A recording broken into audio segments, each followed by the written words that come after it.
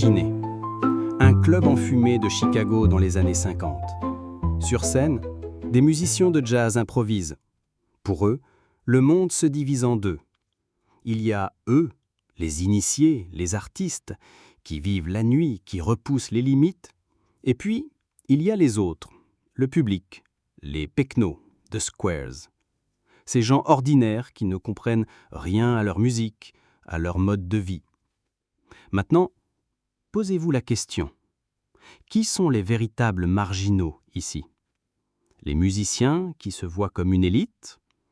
Ou le public qui les regarde comme des déviants? Cette question, simple en apparence, est une bombe. C'est le point de départ de l'aventure intellectuelle de notre explorateur du jour, le sociologue et pianiste de jazz Howard S. Baker. Son livre culte, publié en 1963, s'appelle « Outsiders » et il va changer à jamais notre façon de penser la déviance.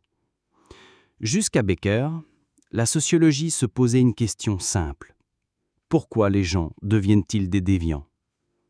On cherchait la cause dans leur psychologie, leur famille, leur milieu social, comme s'il y avait un défaut en eux. Baker, lui, retourne la caméra. Il va poser une question beaucoup plus dérangeante.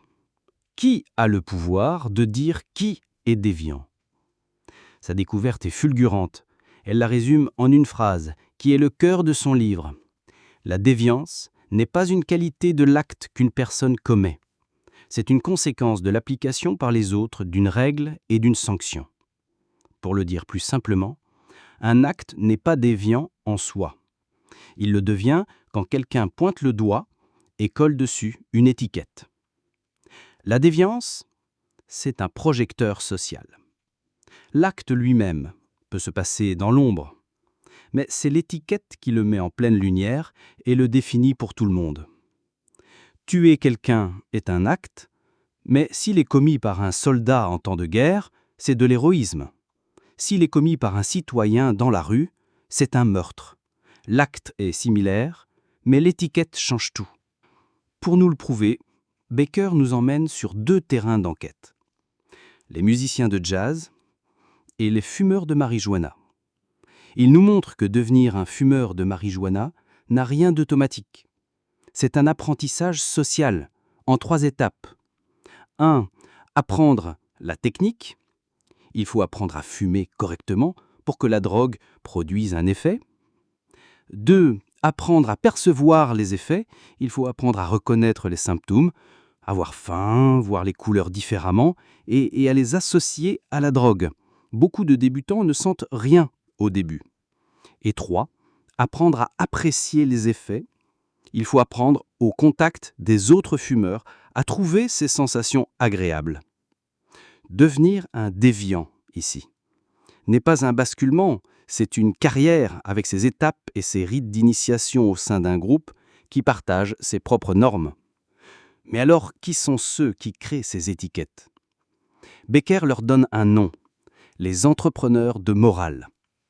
Ce sont des individus ou des groupes qui se lancent dans une croisade pour transformer leur morale privée en normes publiques. Ils voient un mal dans la société et se battent pour créer une nouvelle loi, une nouvelle catégorie de déviants. Baker prend l'exemple fascinant de la criminalisation de la marijuana aux États-Unis, poussée par le Bureau fédéral des narcotiques qui avait besoin de justifier son existence en créant une nouvelle menace publique. Les entrepreneurs de morale sont les architectes de la déviance.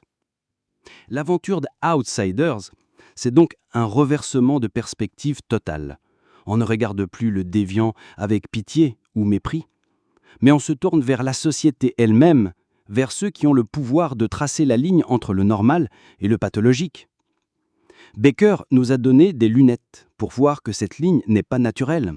Elle est politique, elle est historique, et elle est l'enjeu d'une lutte de pouvoir permanente.